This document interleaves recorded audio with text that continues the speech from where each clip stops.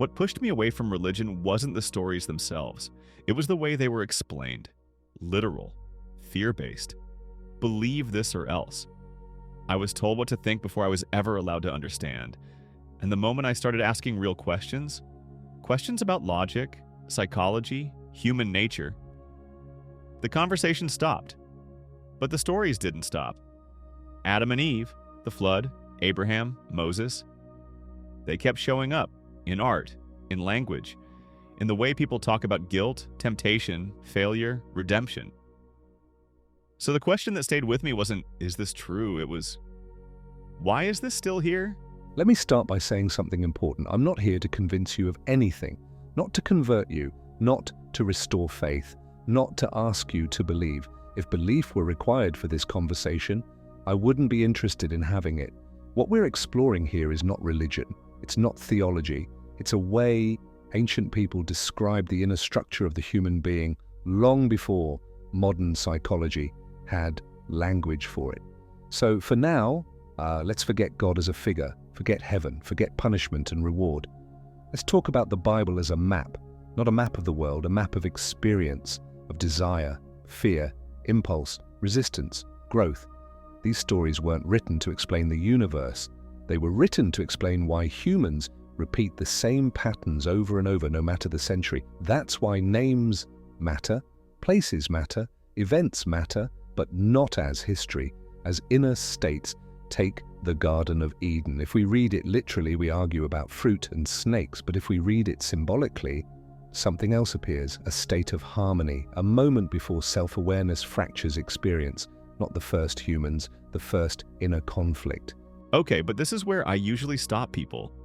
Because this sounds like reinterpretation after the fact. I mean, you could take any old myth and say it represents human psychology. Why call this wisdom? Why call it God? Why not just say these are early stories about the mind before science figured things out? That's a fair question, and I don't want to answer it too quickly because if I do, it will sound like I'm defending something, and I'm not. Psychology observes behavior, patterns, reactions. This system, what we're calling ancient wisdom, isn't focused on behavior. It's focused on intention, on what happens before thought becomes action, before emotion becomes identity, before choice becomes habit. That difference matters, but we don't need to prove it yet. We just need to look. So what you're saying is, instead of asking, did this happen? You're asking, what happens inside a person when this story unfolds?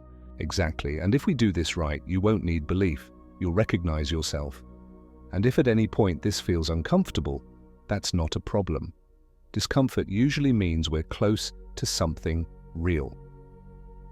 Let's begin at the beginning. Before we go further, I want to clarify something. When people hear the Bible, they usually think of commandments, rules, morality. They don't think of a map of the inner world. So if someone is listening right now, someone who's skeptical like me, what exactly are they supposed to forget in order to even hear this properly? They need to forget one assumption, that the Bible is trying to tell you how to behave. It's not. Behavior is the last layer. The Bible is describing what happens before behavior appears, before you choose, before you react, before you justify. It's interested in the mechanics that produce behavior, not the behavior itself. That already sounds different from how I grew up hearing it. Morality was always front and center. Good versus evil. Right versus wrong. Because morality is easy to teach. You can write it on a wall, you can enforce it, you can punish people when they break it. Understanding inner processes is harder. It requires observation, patience, honesty. Ancient wisdom wasn't interested in creating obedient people. It was interested in creating aware people. Morality emerges naturally when awareness is present. Without awareness, morality becomes control. So you're saying most religious arguments are happening at the surface level, while the text itself is operating underneath that? Yes. And that's why people talk past each other. One side argues belief, the other argues logic. But the text was never written to win either argument. It was written to be used. Okay, then we need to talk about the word God. Because for me, that word shuts things down immediately. It brings images of authority, judgment, and something external watching me. If we keep using that word, what are we actually talking about? Good. Let's slow down here, because this is where most conversations fail. In this framework, God is not a being, not a personality, not a watcher. The word points to the force of reality itself, the laws that operate whether you believe in them or not, just like gravity. You don't need faith in gravity. You don't get punished for disbelief. You either understand how it works, or you suffer the consequences naturally. So God isn't listening to prayers? Not in the way people imagine. Prayer, in this system, is not asking. It's alignment. It's adjusting intention to match reality's structure. Reality responds to alignment, not words. That's why some people pray their whole lives and nothing changes. And others never pray yet move in harmony with life. Think about something modern, stress. You can believe stress isn't harmful. You can deny it. But if your inner state is constantly resisting reality, your body pays the price. No punishment, no judgment, just consequence. Ancient wisdom called that system God, not because it was religious, but because it was absolute. That's actually closer to how I already see the world. I've always rejected God because it felt arbitrary, but what you're describing doesn't feel arbitrary. It feels structural. Exactly, and once you remove arbitrariness, fear disappears. What's left is responsibility. Then why stories? If this is about structure and law, why not just explain it directly? Why all the drama? Because theory stays in the intellect. Stories enter the nervous system. You don't think your way through a story, you experience it. That's why you remember stories from childhood but forget explanations from last year. The Bible uses narrative because inner change doesn't happen through information. It happens through recognition. So instead of jumping around, let's do this properly. Let's take one story, not to prove anything, but to see whether this lens holds. If it doesn't, you can discard it completely. Which story? The first one, not because it's religious, but because it introduces every conflict that follows the moment humans become aware of themselves. Forget the garden as a place, forget the fruit, forget the snake. We're not starting with sin, we're starting with consciousness, splitting in two. Two? Yes, desire and awareness of desire, that's where everything begins.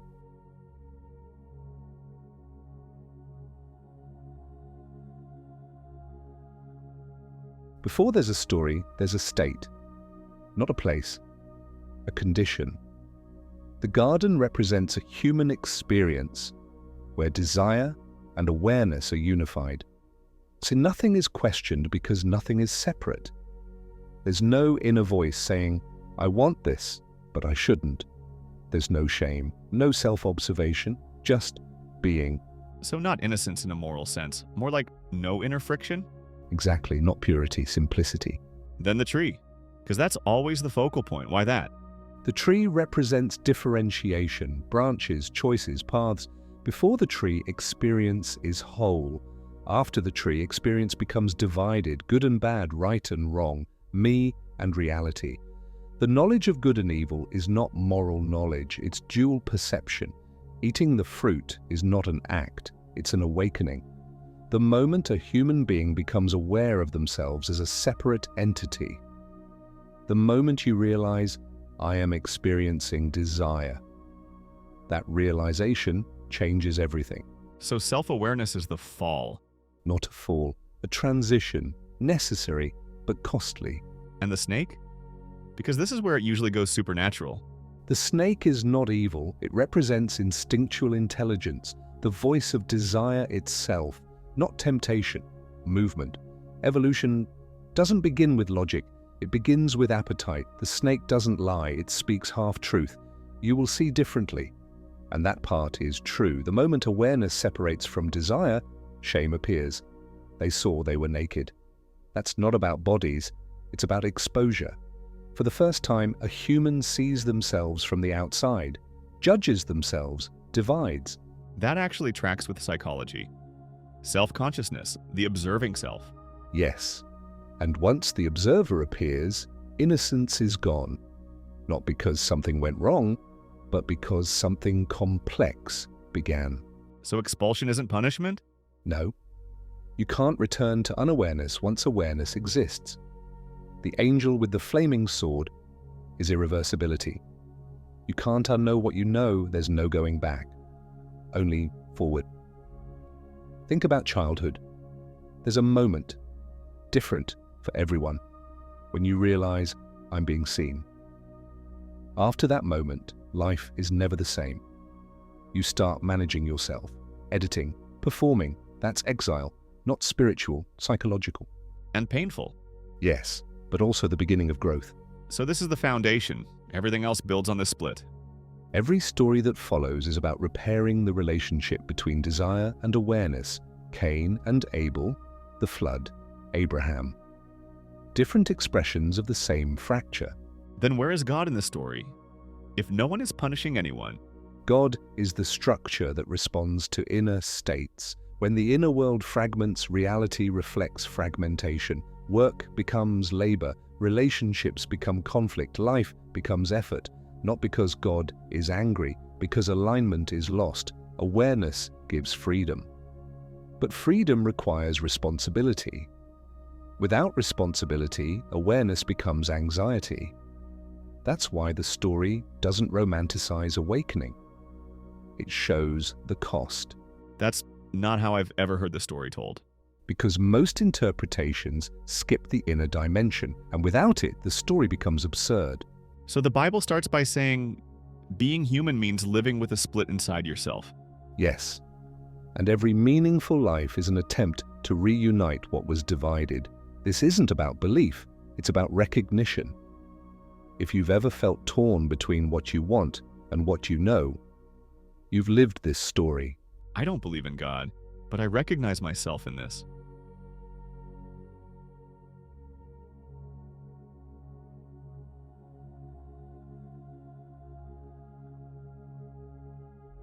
There's something that stayed with me after our last conversation. You said awareness splits desire, and that everything that follows is an attempt to repair that split. So when the next story appears, Cain and Abel, what exactly are we looking at now? Because this is where the Bible turns violent. It turns honest. Adam and Eve describe the split itself. Cain and Abel describe what happens after the split when it's not understood. Notice something subtle. They're brothers, not enemies, not strangers. They come from the same source. That's important. Cain and Abel are not two people. They are two forces inside the same human being. So what are they? They are two ways of relating to desire. Abel represents desire that flows naturally, instinctive, present. Cain represents desire that tries to own reality, to control it, to prove itself. Then the offerings. Because that's where the story usually breaks down. Why does one get accepted and the other rejected? The offerings are not gifts to God, they are inner orientations. Abel offers what is, Cain offers what he produces. One is aligned with reality, the other tries to negotiate with it. God doesn't punish Cain, he doesn't even reject him.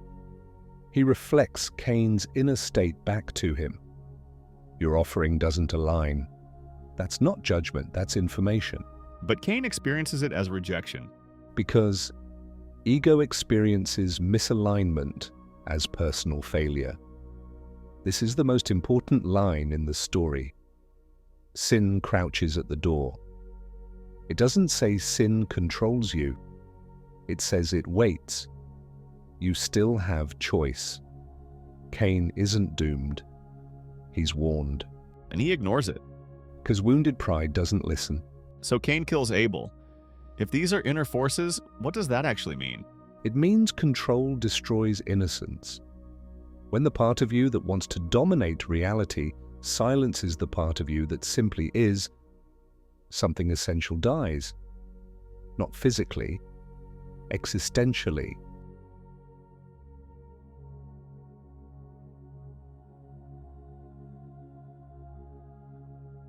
After the murder, Cain is lost, disconnected, restless. He becomes a wanderer. That's not a curse, that's psychology. When inner harmony is broken, there's no rest. That explains a lot of modern life. Yes, ambition without alignment creates movement without peace. That line always felt sarcastic to me.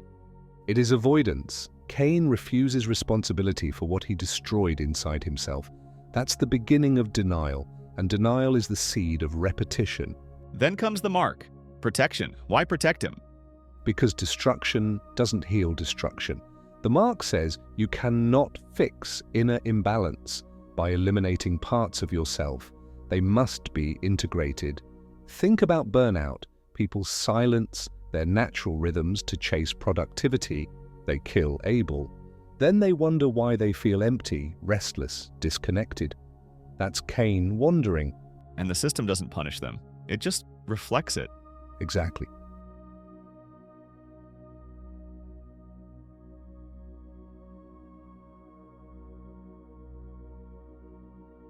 So Adam and Eve introduce awareness. Cain and Abel show what happens when awareness becomes control. Yes, and the Bible isn't condemning this, it's mapping it so that later stories can show repair. Every person has a Cain and an Abel. Growth doesn't mean killing either, it means learning who should lead and when. That's unsettling, but also strangely relieving. Because it removes moral shame and replaces it with responsibility. So where does this go next? Because clearly this doesn't end with Cain. No. The next question is, what happens when inner chaos becomes collective? When confusion multiplies? That's when the flood appears. You said the flood appears when inner chaos becomes collective. That already sounds familiar. But why a flood? Why water? Because water represents emotion, not feelings in a poetic sense, raw, unstructured inner movement. Thought has form. Emotion doesn't. When emotion loses containment, it floods. The text says the world became violent, but violence isn't only physical, it's internal. When thoughts, desires, fears, and impulses move without hierarchy, they collide. That collision is violence. So the flood isn't punishment, it's collapse. Yes, exactly, a system overwhelmed by itself. Then Noah, one man spared. Why him? Because Noah represents a single, stabilizing point inside chaos, not perfection, consistency, the ability to observe without drowning. Let me guess, the ark isn't a boat. It's a container, a structure built inside the psyche that can hold emotion without being consumed by it. The ark is discipline, not restriction, framework. The text emphasizes the time, years, decades. That's intentional. Stability doesn't appear instantly. Containment is built slowly through repeated alignment. That already contradicts most modern self-help. Because self-help sells relief. This maps transformation. And the animals? Because that part always felt absurd. Animals represent instinctual drives, aggression, sexuality, fear, nurturing. They are not eliminated, they are preserved. Two of each, balance. So Noah doesn't suppress instinct, he houses it. Exactly. Suppression creates pressure, containment creates order. 40 is not a number, it's a process. A full cycle of destabilization, enough time for illusion to dissolve, not enough time to destroy potential. That sounds like depression. It often feels like it. When the inner world floods, you lose reference points. Old identities dissolve. That's frightening, but sometimes necessary. Why does everything have to go? Why not just fix what's broken? Because chaos isn't localized. When inner order collapses, every structure built on it becomes unreliable. You don't renovate a flooded foundation, you wait, notice something else. During the flood, Noah does nothing. No steering, no fixing, just staying afloat. That's uncomfortable. Yes, because modern culture worships action.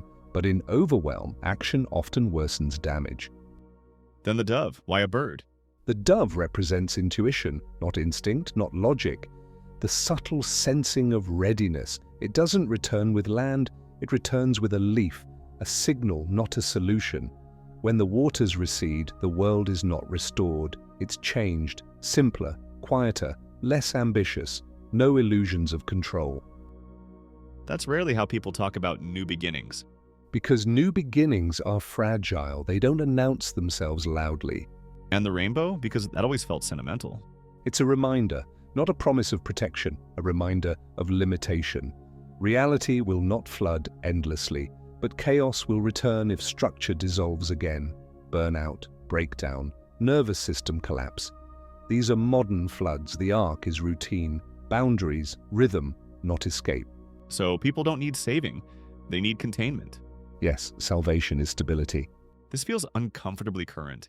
Because collective emotion is rising again, information without hierarchy, reaction without reflection. The flood always returns when awareness loses structure. So the Bible isn't warning about apocalypse. It's warning about overwhelm. Yes, and offering a way through it that doesn't deny emotion, but survives it. So after the flood, what comes next? Humanity tries to skip integration, to build upward without inner repair. That's when the tower appears.